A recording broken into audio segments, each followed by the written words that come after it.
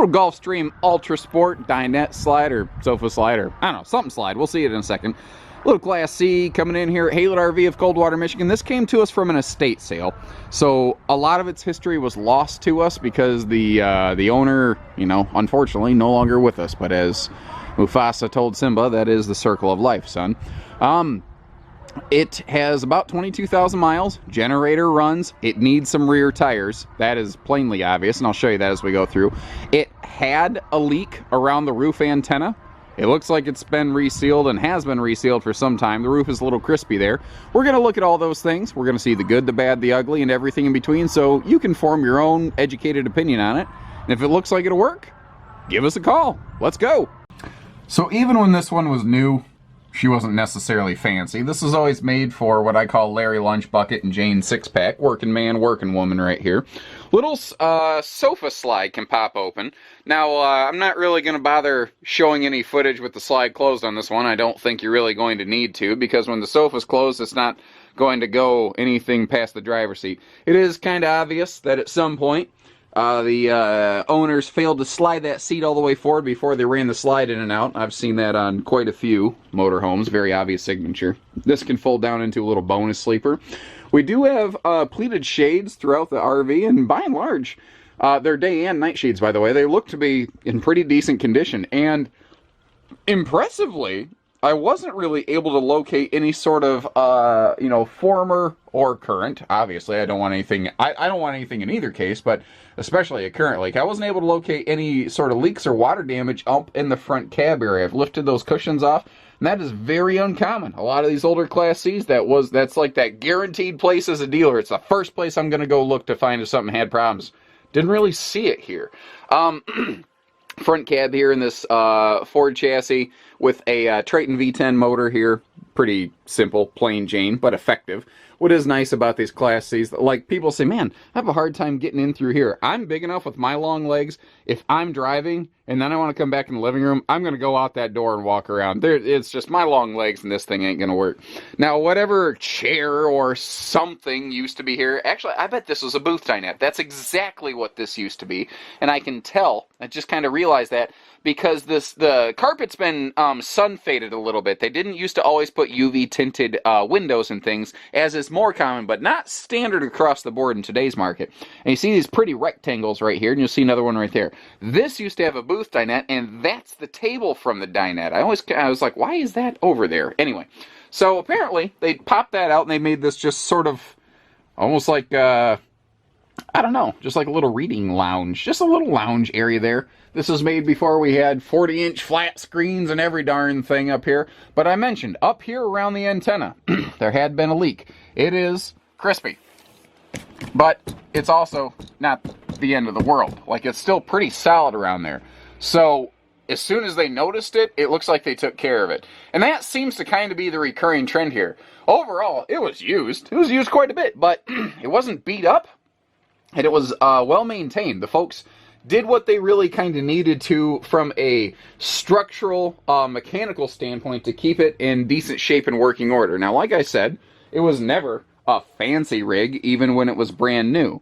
And it has been used. Now, another quick note, something I should have mentioned sooner. It has not been cleaned at the time of this filming. We have run it through a systems check, and it passed a systems check. Water, propane, electric, all that, it works. But it does need a cleaning. We are doing that at no additional charge. So like the price tag that you see on this will reflect getting the RV cleaned. But that hasn't taken place at the time of this filming. I just want folks to understand that.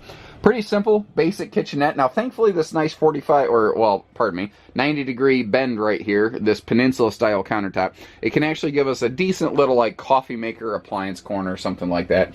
Pretty simple, pretty common. Walk-through middle bathroom, accordion-style privacy door to close that off, by the way. Let me get snuck in here. Actually, I have to back into, like, the toilet area so you can see the shower. That's actually my footprint in there. Sorry about that. But again, we're going to get it clean before you take it home. Simple, easy, effective. It does what it has to. It doesn't do any more than it has to, you know? That's all this one is right here. I do like that extra. I think there might be more counter space here in the bathroom than the kitchen. Good linen cabinet above, too, so you're not going to have to do that naked streak dash through the camper. Normal north-south bed in the back. which is actually something I prefer in these smaller Class Cs because it gives us all these big windows all the way around. Now, it does look like they didn't like whatever original window treatment came on here. I see that, like, the valances and lambrequins are removed, but I do like the double dresser drawers and full hanging closet on both sides of this easy walk around bed that we have here. So good, simple weekend run around floor plan. 22,000 miles, like I mentioned earlier. E450 Ford chassis, Triton V10 gas engine.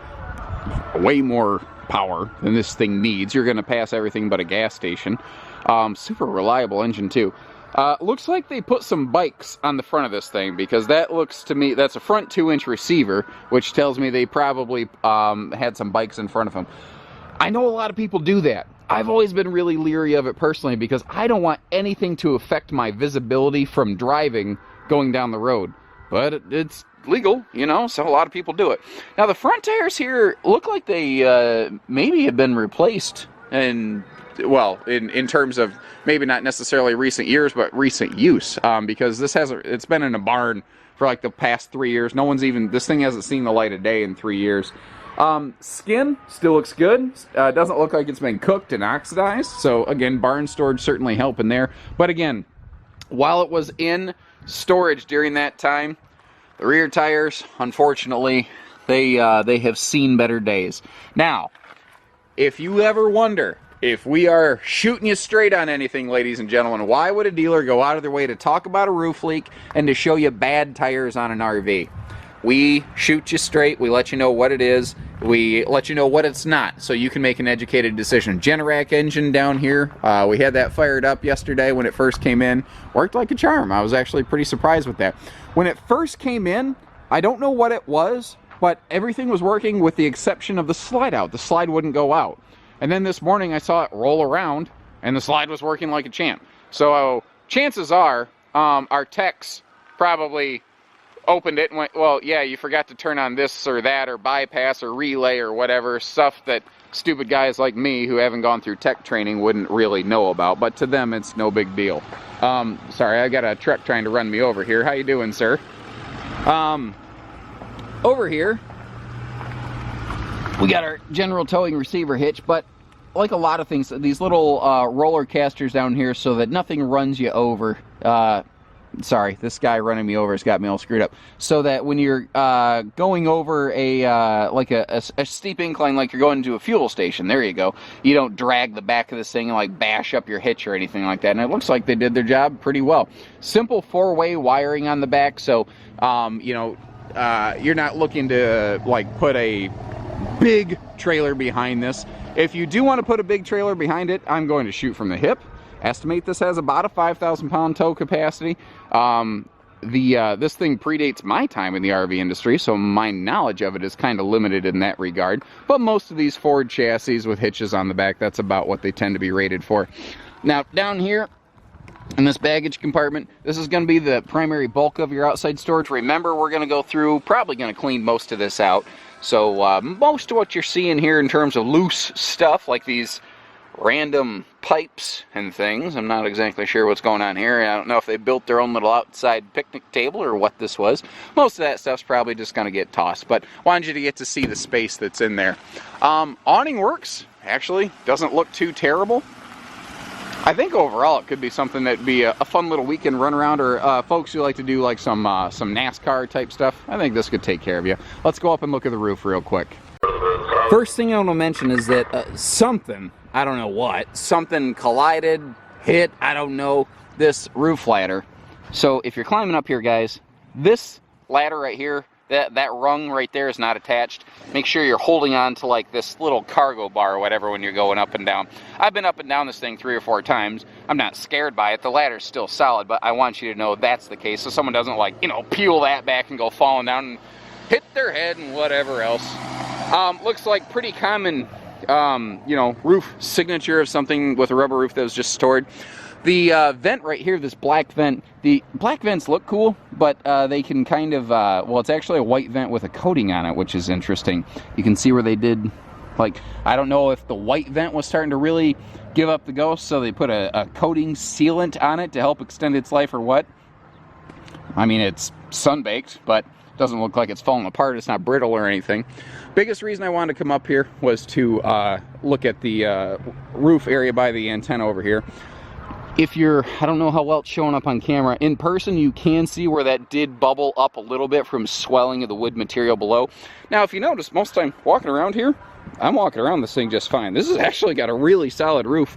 And again, you can kind of see where, oh, look at that. We did a full reseal on that front termination strip. Good, well that was in the shop, they took care of that. Good. Couple little extra touch-up spots. Just to be safe, our guys went through and fully resealed the antenna as well, just to make sure. It didn't look like it was leaking, and I believe that actually passed water testing. But we don't like guessing. We like making sure, you know, because you don't want to guess. You don't want to spend this kind of money and maybe be right and maybe be wrong. And I don't expect you to do that either. So that's why we have the big service center over there here at Haylett RV, so that we can make sure that we've got a decent RV for you at a fair price tag. And you know, we try to do everything else for you, whether it's hitching, pieces, parts, trades, financing, truck and trailer package deals, RV delivery, and everything between. We do everything here at Haylett. So take care, stay safe, have fun, and happy camping, everyone.